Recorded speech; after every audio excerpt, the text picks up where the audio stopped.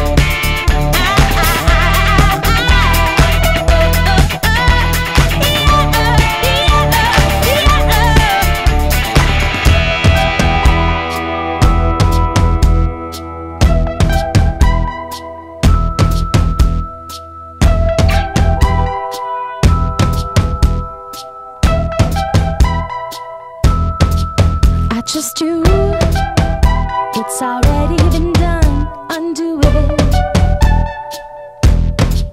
It takes two, it's up to me and you to prove it.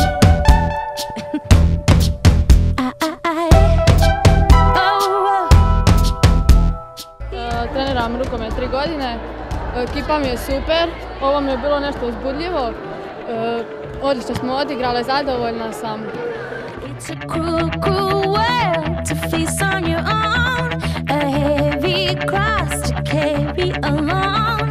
The lights are on, but everyone's gone and it's cruel. It's a funny way to make ends meet when the lights are out on every street. It feels alright, but never complete without you.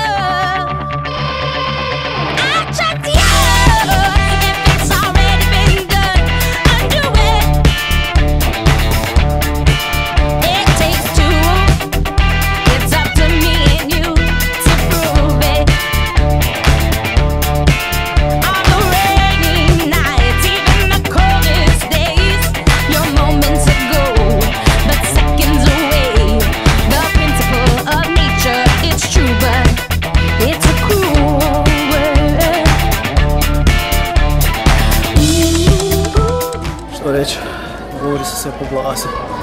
Koliko je to naporno nekad voditi ovakvu ekipu. Ovo je već treći puta da smo izborili naše državno prvenstvo u Hrvatskoj. Što reći, čestito bi svim curama njihovom uspjehu. Čestito bi svima onima i zahvalio se svima onima u klubu s kojim tom djecom rade svakodnevno.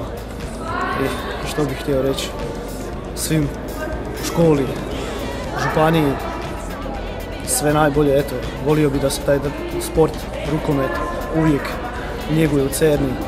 Vidimo koliko je to jedan veliki uspjeh za ovako jedno malo selo, kao što smo mi, izboriti već treće mjesto, treći puta znači državno prvenstvo.